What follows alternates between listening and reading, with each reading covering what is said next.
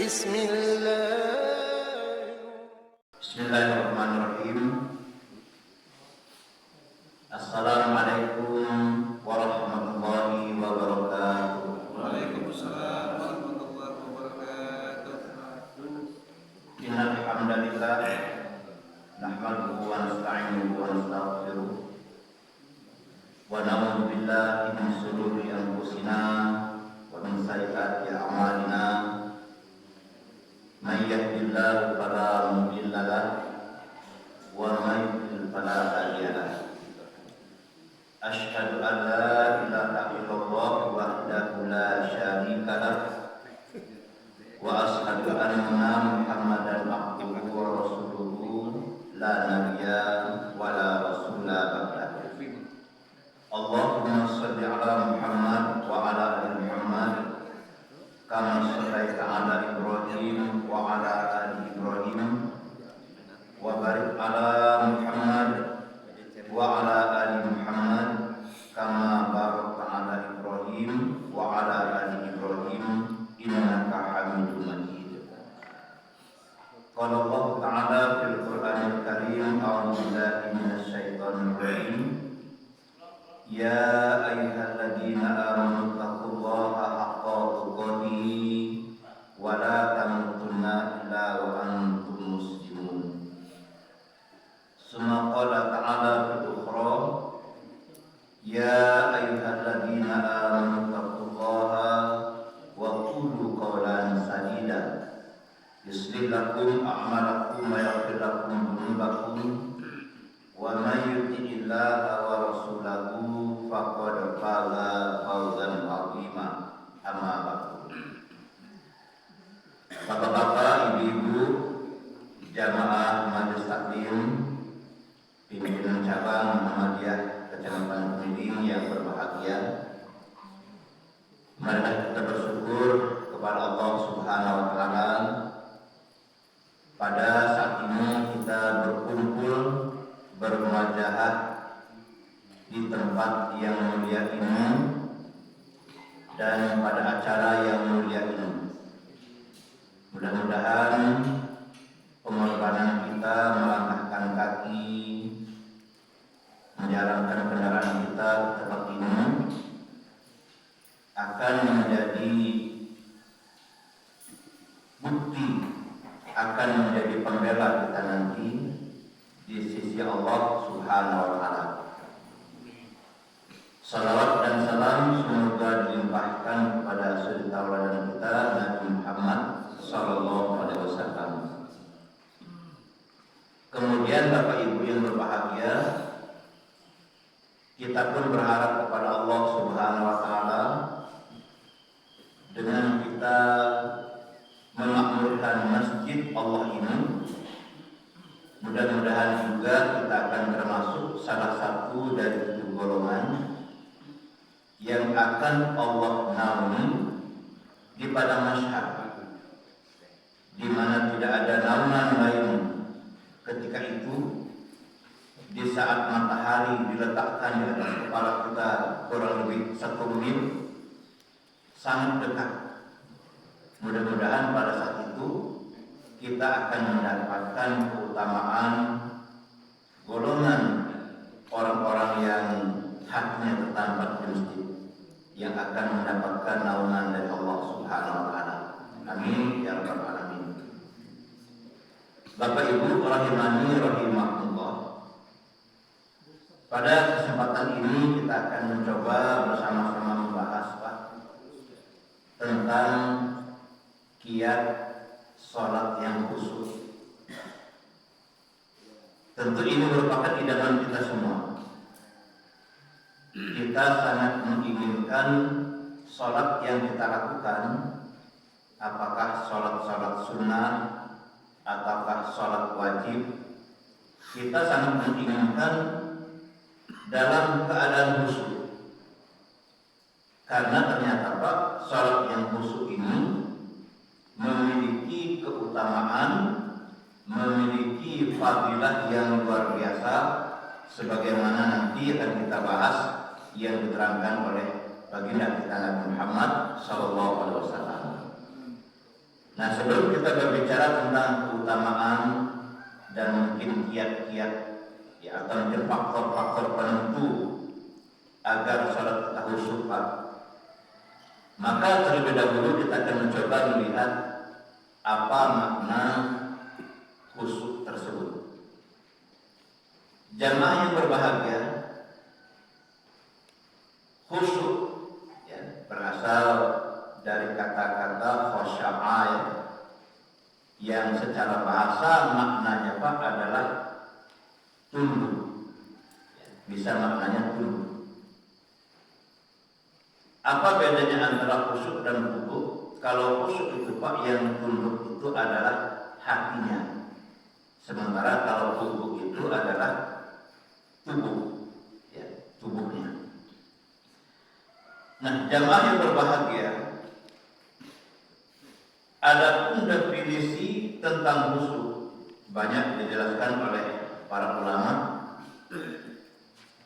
seperti misalnya yang dijelaskan oleh Imam Al-Jurjani rahimahullah.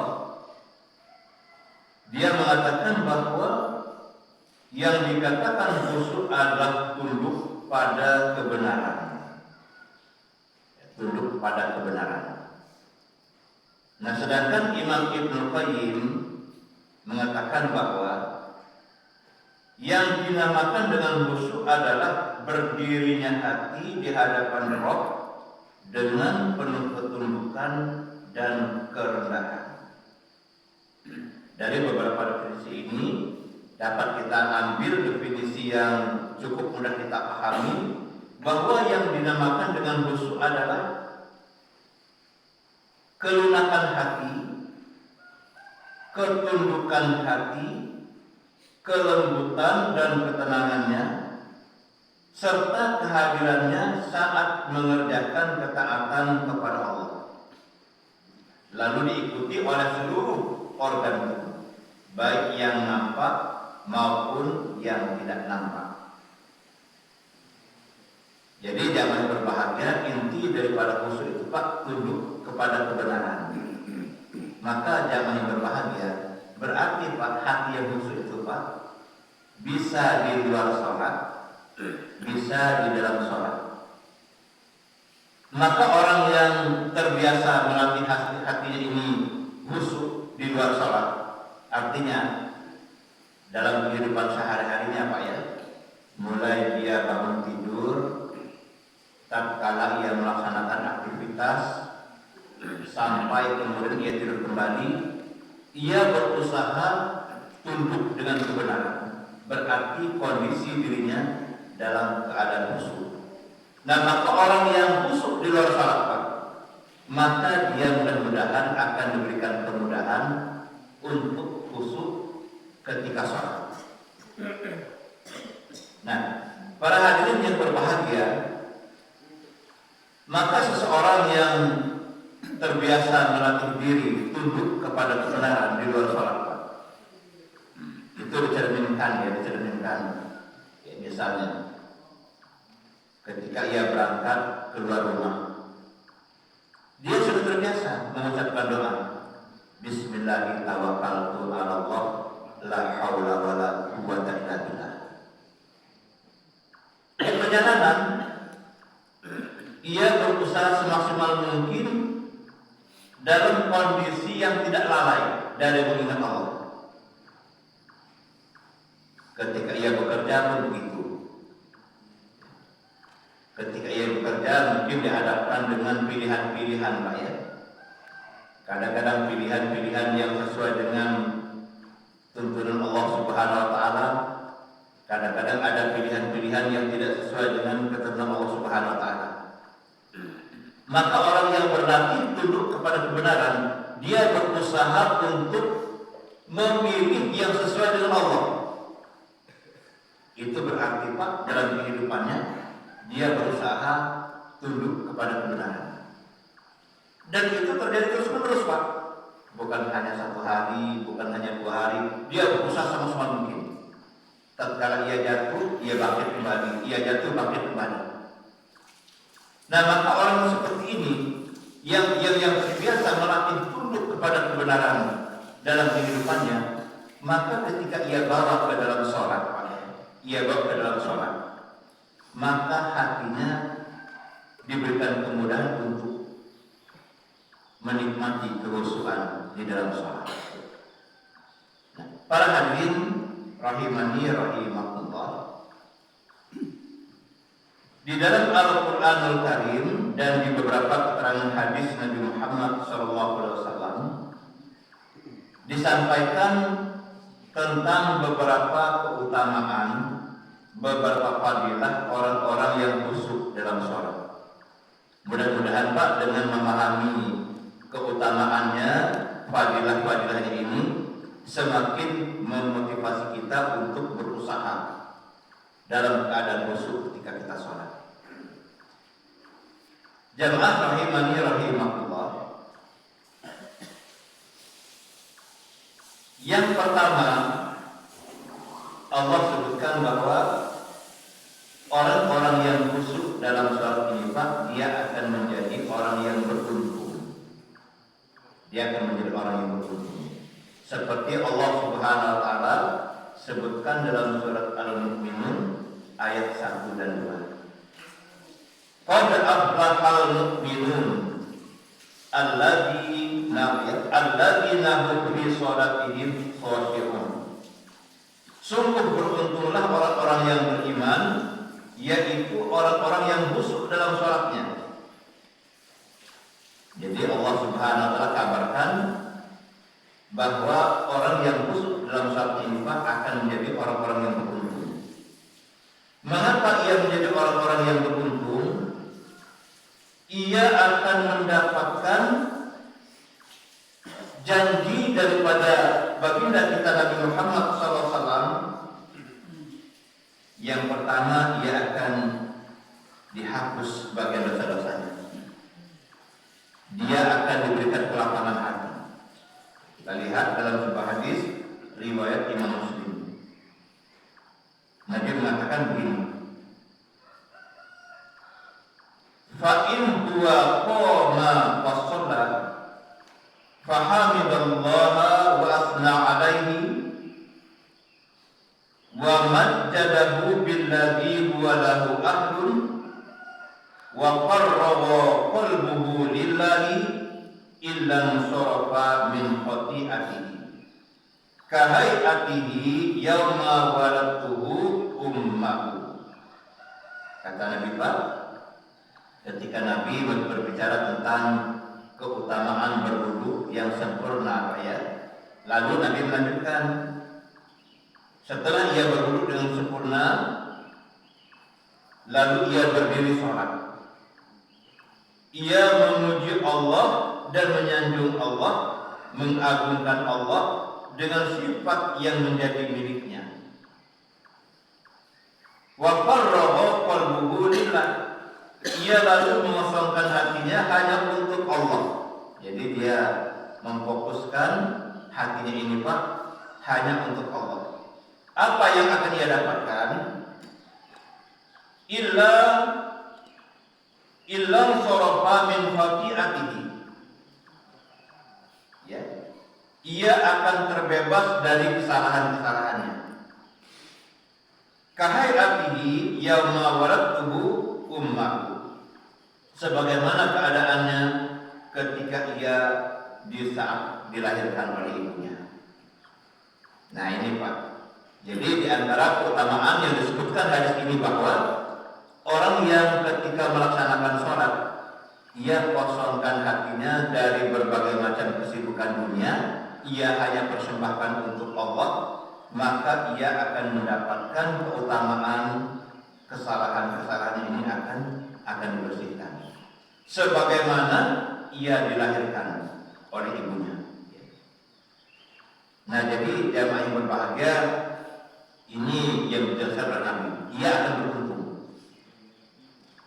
Karena terus terang Pak ya, ketika kita sholat kan macam-macam yang ada dalam hati kita Pak ya.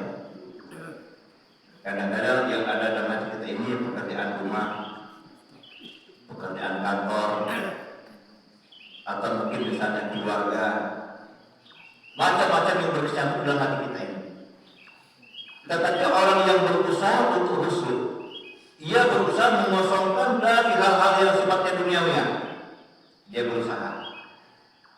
Nah, maka orang yang sudah terbiasa orang yang sudah terbiasa tunduk kepada kebenaran di luar sholat, maka mudah-mudahan ia diberikan kemudahan oleh Allah Subhanahu Wa Taala memfokuskan hatinya ini hanya kepada Allah Subhanahu Wa Taala. Ikhwan fillah yang berbahagia, dalam hadis yang lain Nabi Muhammad SAW bersabda dalam sebuah hadisnya, "Man tawadda'a nahwa wudu'i hadza summa shalla rak'ataini la yuhadditsu fihi ma nafsahu ghafarallahu lahu ma taqaddama min dhanbi."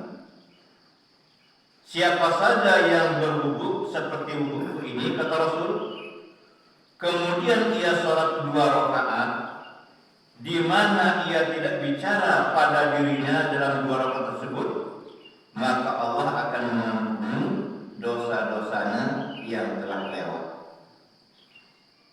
Jadi Rasul telah memberikan gambaran di sini Pak ya, bahwa ketika kita sholat tidak berbicara pada dirinya, artinya ia berdialog dengan Allah Subhanahu Wa Taala secara fokus.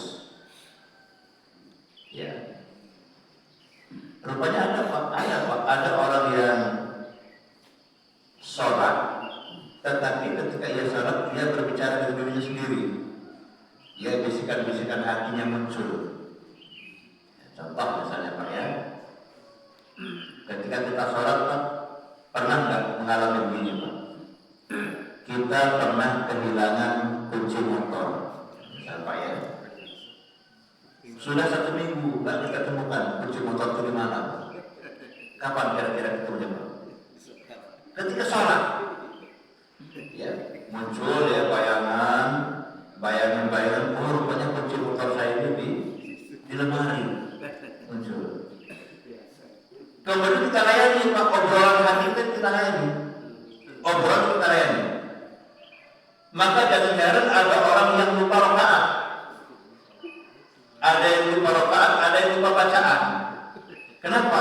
Karena ia tengah berdialog dengan diri sendiri. Nah, padahal Pak, ketika kita sholat, kita fokus hanya berdialog dengan Allah Subhanahu Wa Taala. Nah, maka jamaah rahimani rahimahullah, seseorang yang berwudu dengan sempurna, lalu dia sholat 2 rakaat, di mana ia tidak bicara pada dirinya dalam 2 rakaat tersebut, maka Allah akan mengampuni dosa-dosanya yang telah lalu. Ini merupakan keutamaan kesempurnaan wudu dan keutamaan sholat yang khusyuk. Kemudian ikhwan fillah yang berbahagia,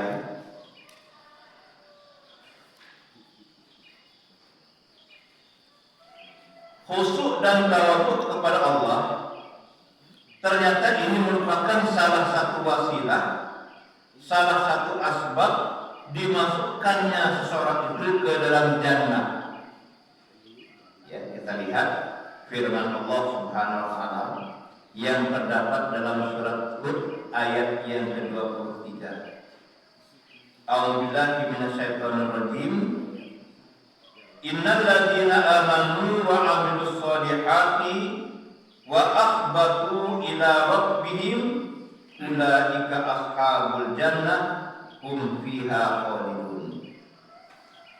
Sesungguhnya orang-orang yang beriman dan beramal soleh dan merendahkan diri kepada Rabb mereka, Allah menggunakan kalimat wa akhbatu ila rabbihim. Ini mengandung 2 unsur Pak ya, khusyuk dan tawadhu. Hatinya khusyuk, tubuhnya pun bertawadhu, merendahkan diri. Sesungguhnya orang-orang yang beriman dan mengerjakan amal soleh dan merendahkan diri kepada Rabb mereka, ulaika ashabul jannah hum fiha khalidun. Mereka adalah orang-orang yang akan menghuni jannah dan mereka kekal di dalamnya.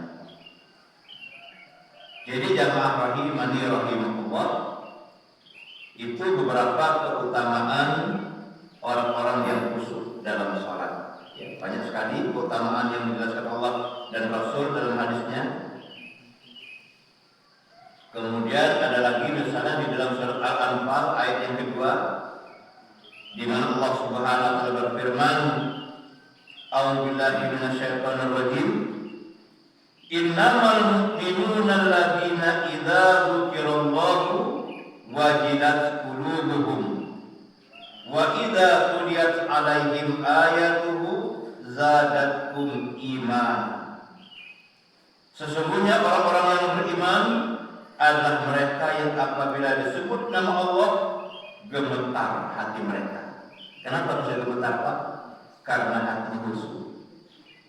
Dan apabila dibacakan kepada mereka ayat-ayat Allah, bertambah iman mereka. Nah, jadi di sini Pak mengandung pujian dari Allah Subhanahu wa taala terhadap orang-orang yang ketika mengingat Allah Subhanahu wa taala atau diingatkan kepada ayat Allah, hatinya gemetar. Dan hati gemetar ini Pak karena hatinya khusyuk, hatinya tunduk kepada Allah Subhanahu wa taala. Jamaah rahimani rahimakumullah. Mungkin kita pernah mengalami, jamaah yang berbahagia, kita pernah mengalami dalam kondisi tertentu, ya mungkin ketika kita mendengarkan ayat-ayat Allah misalnya yang berbicara tentang dahsyatnya neraka, atau mungkin ayat-ayat Allah yang menggambarkan betapa luar biasa kenikmatan surga. Kita bisa melihat Pak hati kita, kita bisa melihat kalau hati kita ini tersentuh, kemudian membayangkan kalau digambarkan misalnya begini, Allah gambarkan perbandingan waktu antara dunia dan akhirat. Satu hari akhirat itu Pak sama dengan berapa kali Pak hitungan kita? 1000 tahun hitungan kita. Setengah hari akhirat sama dengan 500 tahun hitungan kita. Ketika kita yakin dengan kabar dari Allah dan dari Rasul ini bahwa satu hari akhirat sama dengan 1000 tahun hitungan dunia, maka kita akan berpikir ulang.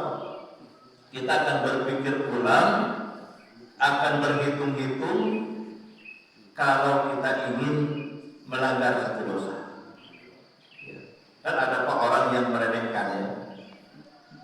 Bukankah kita beriman dan beramal soleh, sekalipun masuk neraka, kan nggak kekal dan abadi. Akan Allah sucikan di telaga haud, lalu Allah masukkan ke dalam surga. Betul informasi ini Pak.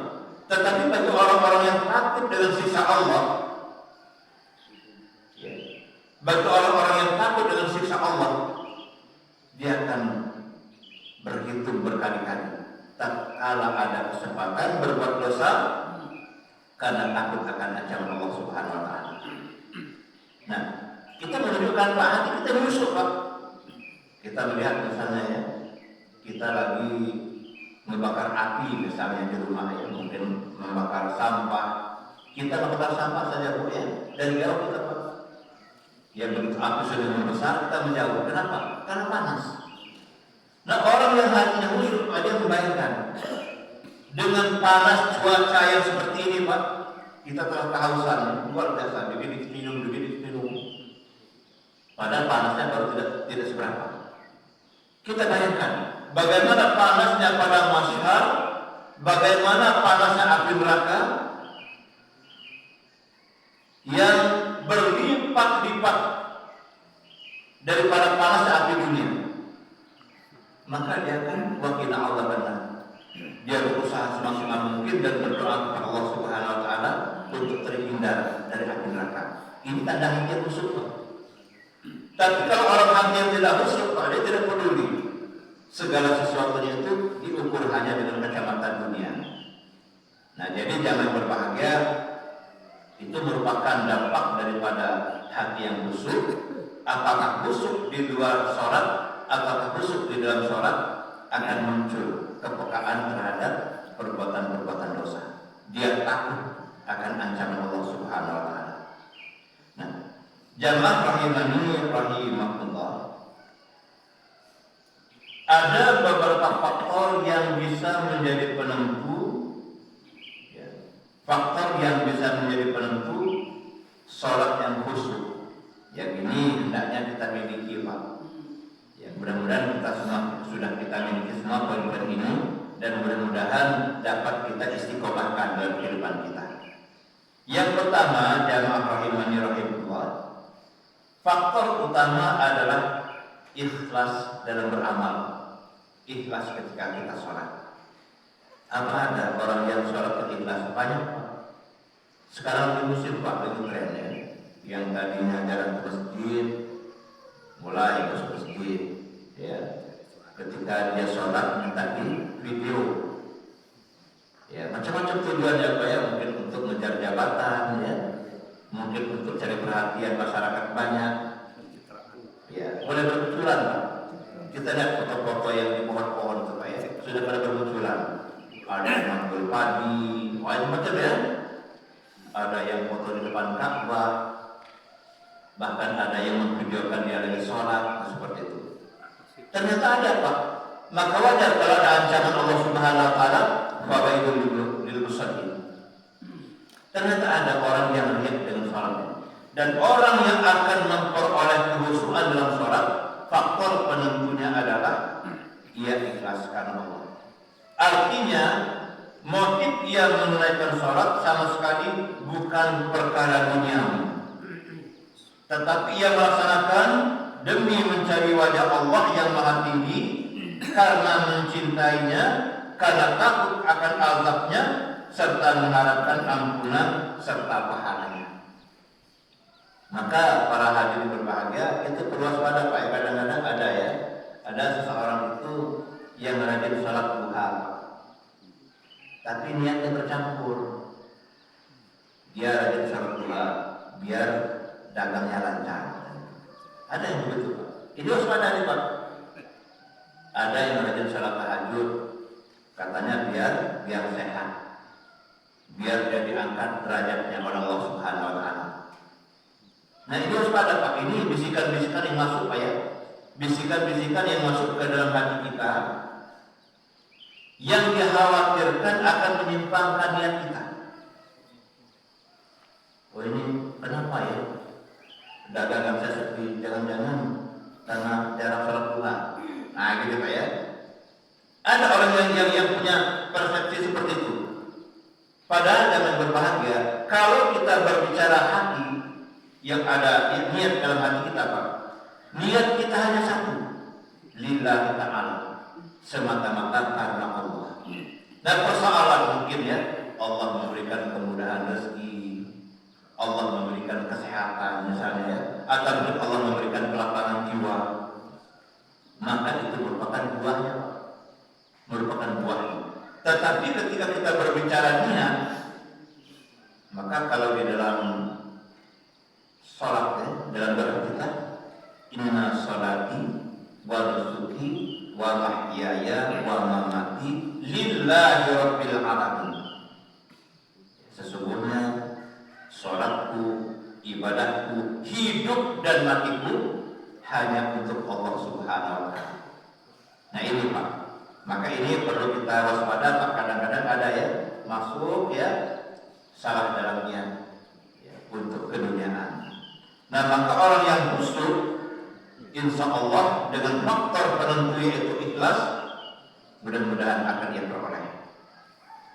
Nah, kemudian yang kedua, jamaah rahimani rahimahullah, ia berusaha semaksimal mungkin mengikuti dan menteladani baginda kita Nabi Muhammad Sallallahu Alaihi Wasallam.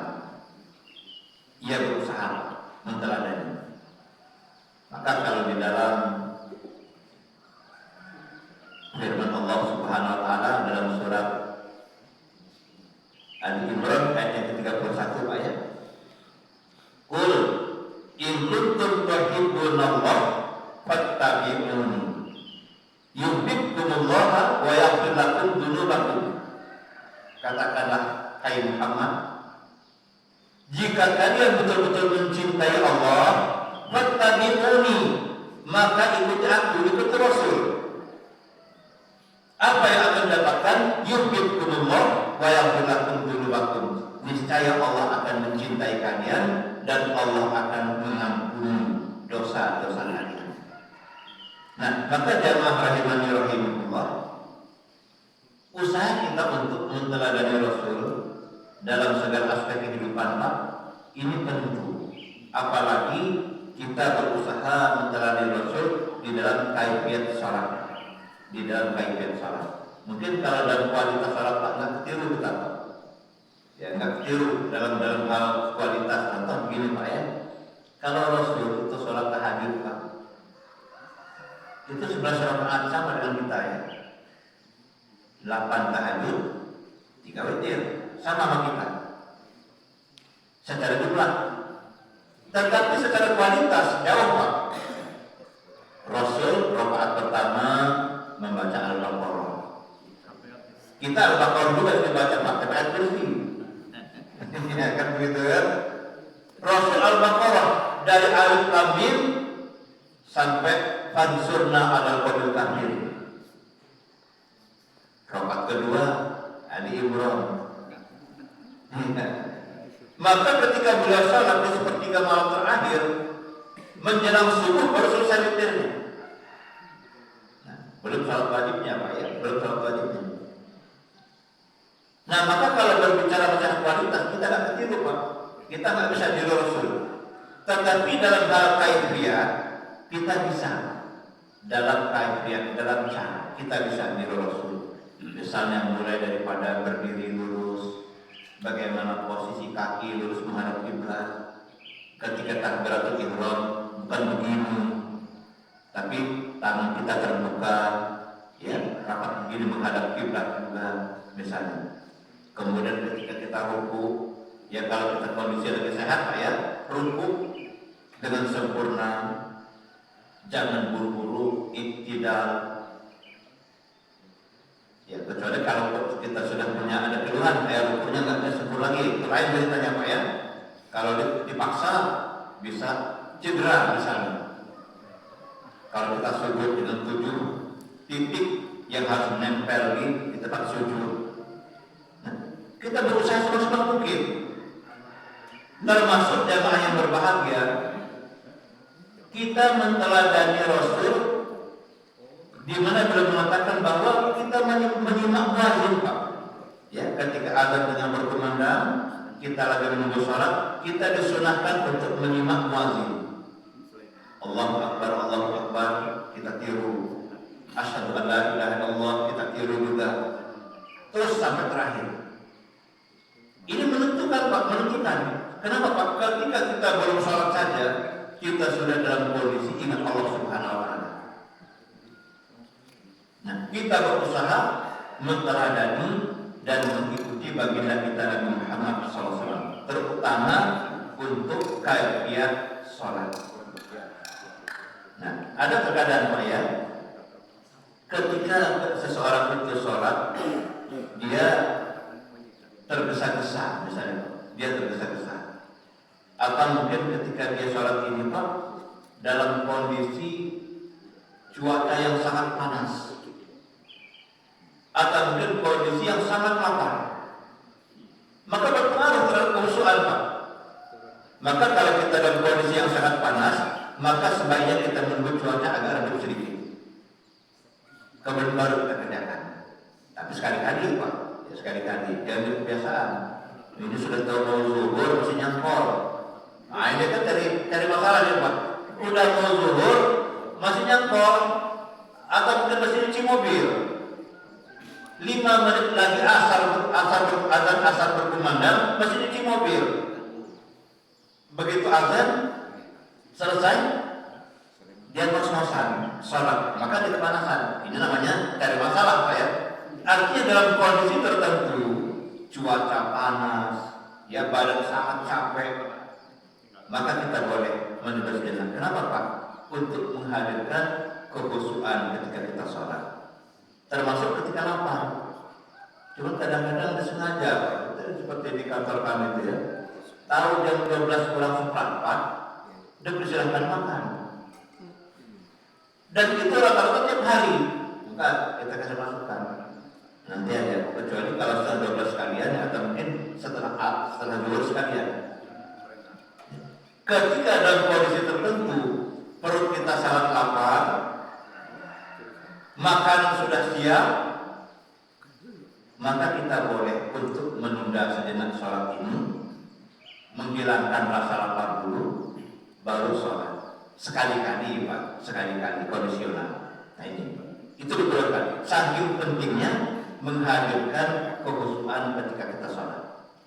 Nah itu Pak ya, yang kedua. Jadi kita berusaha meneladani Rasulullah SAW. Kemudian yang ketiga, kita berusaha menghidupkan ihsan dalam hidup kita, terutama ketika kita sholat. Apa itu ihsan? Yaitu kondisi diri kita ini ketika beribadah, kita meyakini. Langkah yang pertama, seolah-olah kita melihat Allah Subhanahu wa Ta'ala. Seolah-olah kita melihat Allah Subhanahu wa Ta'ala. Kalau kita tidak bisa menghadirkan kondisi seperti itu, maka kita yakini bahwa Allah pasti melihat kita. Bahwa Allah pasti melihat kita ketika beribadah. Maka kadang-kadang ya, ihsan ini perlu kita latih Pak. Salah satu contoh Pak ya, salah satu contoh misalnya ketika kita latih, ketika kita berada di satu tempat Pak ya, sendiri tanpa kawan,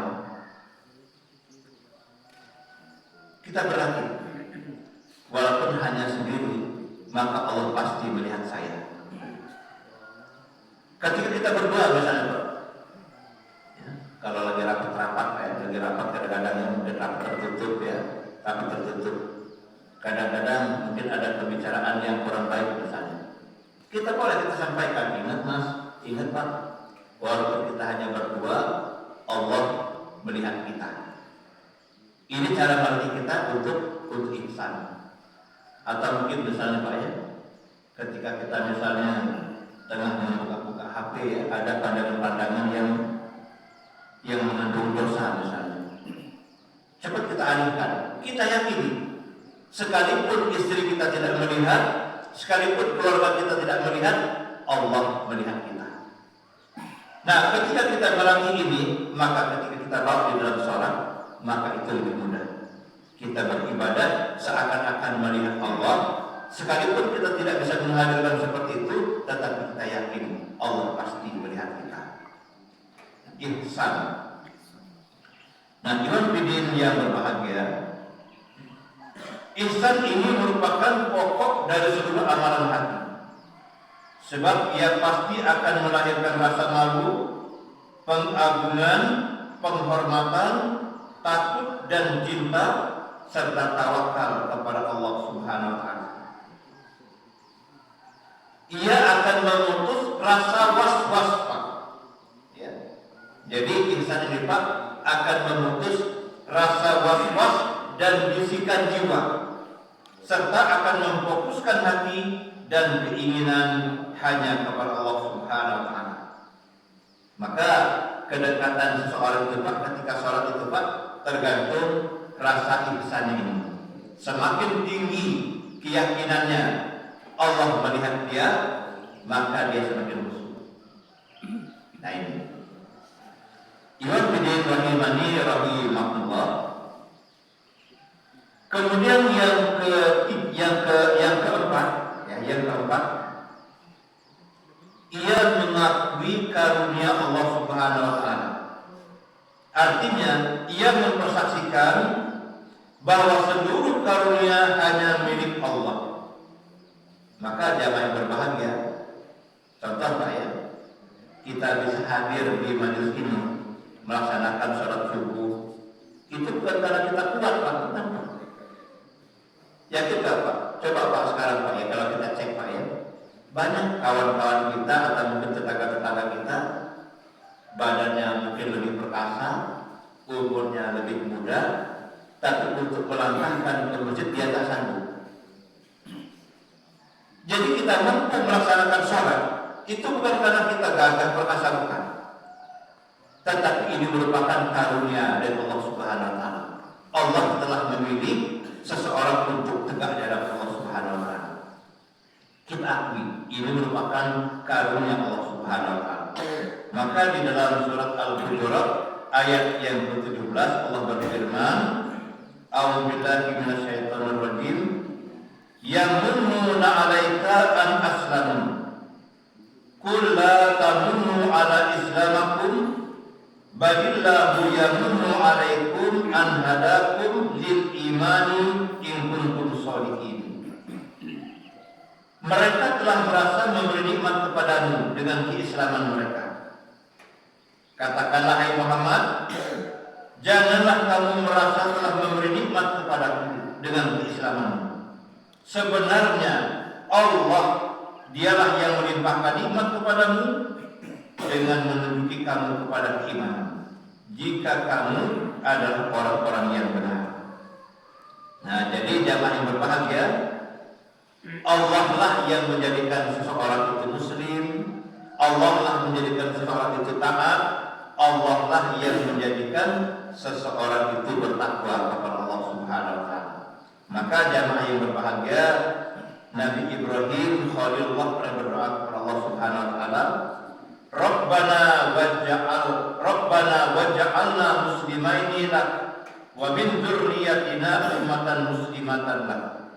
Ya Rabb kami, jadikanlah kami berdua orang yang tunduk patuh pada Engkau, jadikanlah di antara anak cucu kami umat yang tunduk patuh kepada Engkau. Jadi jamaah yang berbahagia, ya sekaliber Nabi Ibrahim Khalilullah beliau berusaha memohon kepada Allah Subhanahu wa taala agar menjadikan dirinya, anak keturunannya menjadi orang-orang yang tunduk patuh kepada Allah Subhanahu wa taala. Nah, maka jangan berbahagia. Ini kiat yang keempat. Jadi kita mengakui bahwa kita bisa sholat, bisa berwudu, bisa ke masjid, bisa ngaji Quran. Kesemuanya ini merupakan karunia dari Allah Subhanahu wa taala. Bukan karena diri kita. Kemudian yang terakhir, kita pun mengakui Pak dengan jujur di hadapan Allah bahwa sehebat apapun upaya kita untuk menyempurnakan ibadah kita, pasti ada keteledoran, pasti ada kekurangan. Maka dengan menyadari keteledoran ini, kekurangan ini, maka kita iringi banyak-banyak beristighfar, kita banyak-banyak memuji Allah Subhanahu wa taala, dan kita banyak-banyak untuk meningkatkan ilmu kita, belajar sampai di hari tua. Imam Fiddin rahimahullah itu diantara beberapa kiat faktor utama yang sangat mempengaruhi kekhusyukan seseorang di dalam sholat. Mungkin dari pemaparan ini Pak ada hal-hal yang perlu kita diskusikan. Saya persilakan Pak ya. Silakan Pak. Terima kasih, langsung aja. Tadi ada kiat-kiat untuk khusyuk dalam sholat. Ya, faktor utamanya. Ya, faktor utamanya. Memang kita akui ya, kita kadang lagi sholat dari yang sampai bapak datang ini itu yang ini. Nah kemudian kita ini kan orang Indonesia. Kalau orang Arab ya nggak usah belajar maknanya. Nah apakah kita ini khusyuk itu dimulai dari memahami apa yang kita baca, kemudian menghayati. Karena kalau menurut saya memahami yang kita baca itu dan menghayati itu salah satu khusyuk juga ya Pak. Nah kalau banyak kan orang itu yang mungkin ngambang karena yang dibaca itu apa maknanya, terutama di dalam surat Al-Fatihah itu kan ada yang sholatnya cepat sekali cuma kayak nggak, menurut saya nggak khusyuk. Terutama kita lihat tuh kadang-kadang para imam, kalau di sini nggak ada imam tuh baca Al-Fatihah itu kayaknya ngebut bahasa saya. Nah itu kalau saya kadang-kadang sebagai jamaah itu aduh, nah, apakah memahami makna kemudian menghayati itu salah satu kiat khusyuk? Ya baik. Ya baik ya. Jelas sekali bahwa memahami makna itu merupakan salah satu faktor khusyuk dalam salat. Tetapi salah satu Pak ya. Salah satu. Ini baru seperempat yang kita ini ya. Itu salah satu faktor Pak. Tetapi faktor yang utama adalah ketundukan hati. Karena khusyuk itu Pak lari ke hati. Contoh begini Pak ya, orang Arab memahami arti bacaan sholat, dia belum tentu khusyuk Pak, belum tentu khusyuk. Atau orang yang memahami bacaan Quran ya, dari Allahumma ba'id baini wa baina khotoyaya kama ba'ata bainal masyriq wal maghrib sampai assalamualaikum ketika salam, dia paham betul artinya Pak. Tetapi kalau hatinya nggak khusyuk, dia tetap nggak khusyuk Pak. Dia tetap nggak khusyuk. Kenapa khusyuk itu kaitannya dengan hati?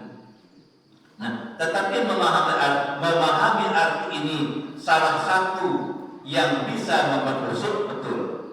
Maka jangan berbahagia, kita perlu memahami minimal Pak ya secara literal. Kalau kita tahu maksudnya, walaupun nggak hafal Pak ya. Contoh begini Pak ya. Contoh ketika kita membaca tahiyat akhir, tahiyat Pak ya. Kenapa dikatakan tahiyat? Mungkin kita nggak hafal. At-tahiyatulillah wassalawatu wattayyibat. Mungkin kita nggak hafal secara detail ya. Penghormatan ini ya Allah hanya untukmu ya Allah yang maha baik gitu ya. Mungkin kita nggak hafal detail, tetapi paling tidak kita paham. Dikatakan tahiyat itu artinya duduk penghormatan. Berarti ketika kita duduk penghormatan ini, betul-betul kita dalam kondisi hormat kepada Allah Subhanahu wa taala. Zat yang hanya tempat kita hormat. At-tahiyatul mubarakatus shalawatut thayyibatul lillah. Penghormatan itu hanya untuk Allah. Paling tidak begitu ya.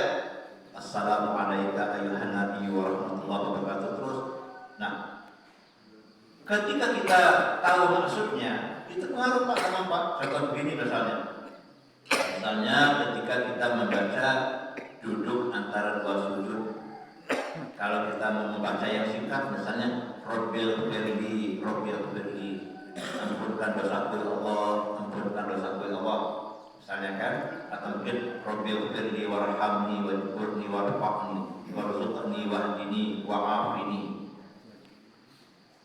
Nah, kalau kita hafal Pak, memang pengaruhnya beda Pak. Ampunkan aku ya Allah, rahmati aku ya Allah, berikan aku kesehatan ya Allah, lapangkanlah aku ya Allah, berikan aku rezeki ya Allah, maafkanlah aku ya Allah. Nah, kalau kita memahami maknanya, memang ada pengaruh. Ya, jadi betul sekali ya. Jadi memahami arti, walaupun tidak memahami secara detail, tetapi maksud dan tujuan yang mengerti, mudah-mudahan ini pun mempengaruhi kekhusyukan sholat. Tetapi yang tadi ya, dibentengi dengan ketundukan hati, ya, baik di luar sholat maupun di dalam sholat, ini merupakan faktor penentu ya. Kalau tadi yang bisa mempengaruhi, tetapi faktor penentu adalah tentang ketundukan hati kita kepada Allah Subhanahu wa taala. Ya, terima kasih Pak ya. Ya, silakan. Waalaikumsalam. Kita sholat berjemaah dengan imam. Kalau bacaan imam itu cepat, apakah kita harus misalnya dalam sholat yang diam, yang nggak jahar, kita membaca Fatihah misalnya, apa selesaikan dulu? Apa kita ikut imam? Misalnya belum selesai Fatihah, kita udah sujud. Kita ikut sujud, apa kita selesaikan dulu Fatihah? Oh begitu ya, ya baik ya. Jadi jamaah yang berbahagia, itu sholat yang dalam masih Pak? Share ya, yang share ya, baik ya. Jadi Bapak, Ibu, kita melaksanakan sholat berjamaah itu ada imam, ada makmum. Imam itu merupakan ikutan makmum. Ya, imam itu merupakan ikutan makmum. Nah, kalau dia sudah menjadi ikutan makmum, maka apa gerakan imam, maka makmum menyertai, mengikuti. Baik dalam salat sir maupun dalam salat jahar, ya. Nah, maka adab dalam salat berjamaah, misalnya ya, ketika imam ini sudah melakukan gerakan ruku, sementara makmum baru nyampe Malik Yaumiddin, ya, maliki yaumiddin. Imam sudah ruku, maka kalau makmum memaksa harus sampai ghairil maghdubi alaihim waladdallin, imam sudah selesai rukunya. Nah, maka ini tidak baik. Ya, tidak baik, sesuatu yang tidak baik. Nah, maka apa gerakan imam? Itulah gerakan makmum. Ketika imam telah ruku, ya, walaupun kita baru ar-Rahmanir Rahim karena masbuk Pak ya, karena masbuk misalnya ya, maka kita ikut ruku. Siapa yang nanggung? Imam. Maka jadi imam itu berat Pak, tanggung jawabnya Pak. Jadi imam sholat itu berat tanggung jawab. Tapi kalau jadi makmum ini Pak, kalau dia ikhlas, maka dia akan memperoleh banyak kebaikan. Nah, termasuk Pak misalnya ya, ketika misalnya kita membaca duduk antara dua sujud Pak, imam sudah sujud, kita baru selesai, kita tinggalkan, kita ikut imam. Nah, itu ya. Nah, biasanya kan ada Pak imam membaca misalnya duduk antara dua sujud ini bacanya singkat, Rabbil firli misalnya. Sementara makmum membaca Rabbil firli warhamni wajburni warfa'ni warzuqni wahdini wa'afini wa'afani lagi nambah lagi kan? Banyak ya. Imam hanya membaca Rabbil firli, maka makmum jangan memaksakan bacaannya. Makmum ikut membaca yang singkat agar tidak ketinggalan imam. Jadi serasi dapat gerakan imam dan makmum serasi. Nah, sehingga apa namanya bacaan imam itulah bacaan makmum, gerakan imam itulah gerakan makmum. Nah, kalau dalam salat sir, sekalipun kita misalnya belum tuntas membaca Al-Fatihah ya, imam sudah ruku, ya, imam sudah ruku. Kalau kita khawatir ketinggalan apa namanya dalam hal gerakan ruku, maka kita ikut gerakan imam. Demikian mungkin sedikit pemaparan. Ya. Tentang yang terakhir makmum tadi, apa hukumnya makmum yang sengaja memperlambat itu tadi? Ya, baik ya. Imam sudah berdiri, Ya. masih sudah ini. Jadi kalau dulu Pak ya, Ya. saya waktu itu digembleng oleh salah seorang lulusan dari KMI Jogja ya, di Muallimin Muhammadiyah Yogyakarta. Jadi itu saya praktekkan sekarang Pak. Jadi sederhana petunjuknya Pak. Ketika barnya imam baru kita mulai. Kata imam begini ya, Allahu Akbar. Baru makmum, Allahu Akbar. Begitu ya. Begitu misalnya imam ruku, Allahu Akbar. Ketika barnya imam ini baru bergerak makmum, Allahu Akbar. Nah, jadi ketika imam misalnya ya, dia bangun dari sujud,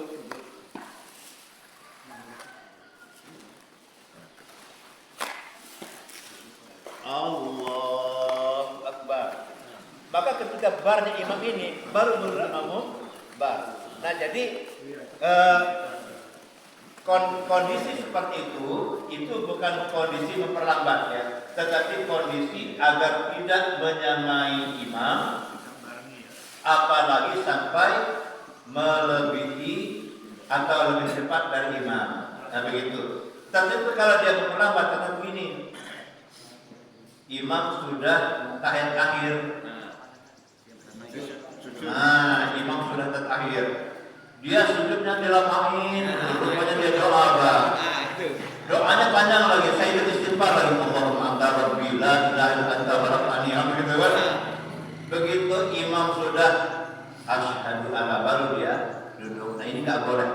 Tidak boleh. Jadi patokannya bar tadi Pak. Ya, barnya imam mulai bergerak makmum. Ya, itu pernah kita praktek begitu dulu, saya ingat betul ya. Dan itu saya pelajari dari beberapa rujukan, memang betul Pak. Jadi bahkan apa namanya memperlambat-lambat itu salah, menyamai nggak boleh, apalagi mendahului, kan begitu kan? Nah, maka ketika itu guru itu kayak begitu Pak. Jadi agar serasi, maka ketika barnya imam baru kita bergerak.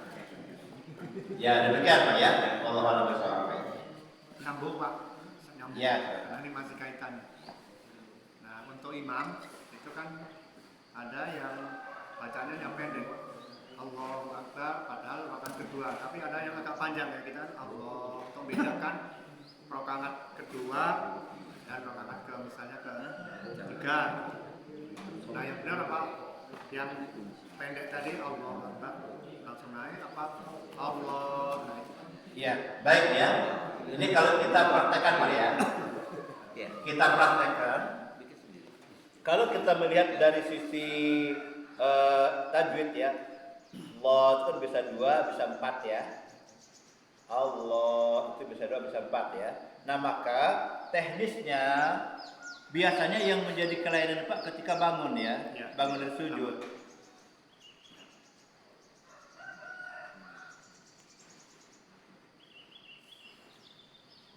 Allah Akbar. Ya, jadi artinya kita tidak berlebihan dalam memperpanjangkan Allah. Kita berlebihan ya. Tapi di satu sisi kita ikut tajwid, tapi di satu sisi kita ikut petunjuk membaca takbir. Jangan sampai begini juga. Allah Akbar, tapi tidak bisa begini. Ya, gak jadi juga ini. Ya, tentu ya. Atau mungkin yang kedua, misalnya dia panjang betul kan? Dari sini sudah ada start. Allah. Ini gak jadi juga. Ya, gak ya. Jadi yang serasi adalah ketika dia bangun, apalagi kalau kita akan di Muhammadiyah ya, kita memang sudah diajarkan berdasarkan tartib, begitu cara bangunnya kan. Jadi tidak langsung begini ya, tidak ya, tapi kita terbiasa dilatih untuk duduk sejenak kan ya.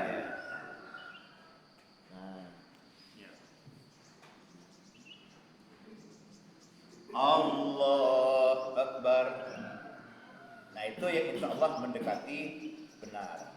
Ya Allah wallahu. Nah jadi seperti itu Pak ya, ketika bangun dari sujud, maka betul sekali Pak yang diajarkan guru saya tadi Pak, agar kita tidak mendahului imam, kita jangan buru-buru bangun, nunggu dulu barnya imam ini, baru kita masuk. Maka kita akan terhindar dari menyamai imam, apalagi mendahului imam. Ya memperlambat-lambat juga nggak boleh. Demikian Pak ya. Ibu silakan Bu ya.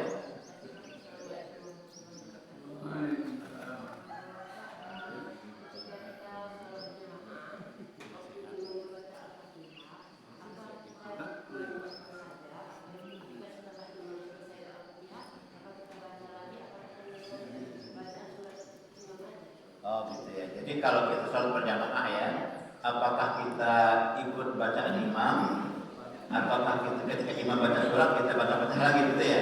Ya baik ya. Nah yang sepanjang kami pelajari ya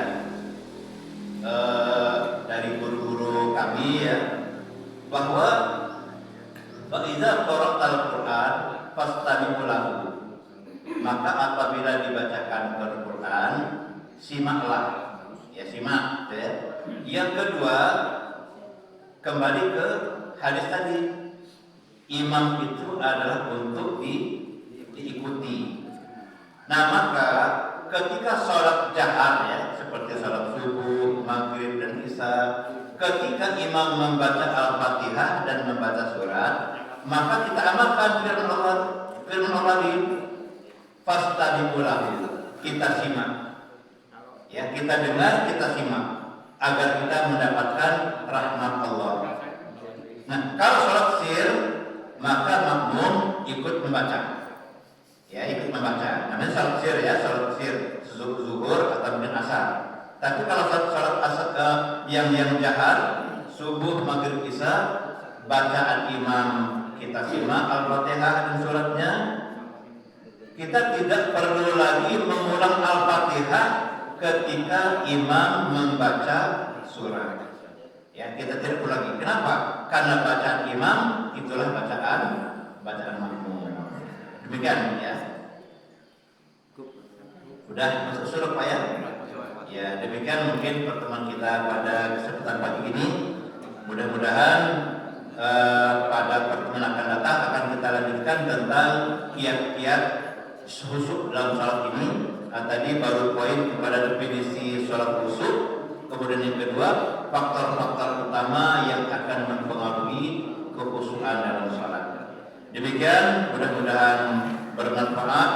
Mari kita tutup pertemuan kita dengan membaca doa kifaratul majlis. Subhanallahumma wa bihamdika asyhadu an la ilaha illa anta astaghfiruka wa atubu ilaik.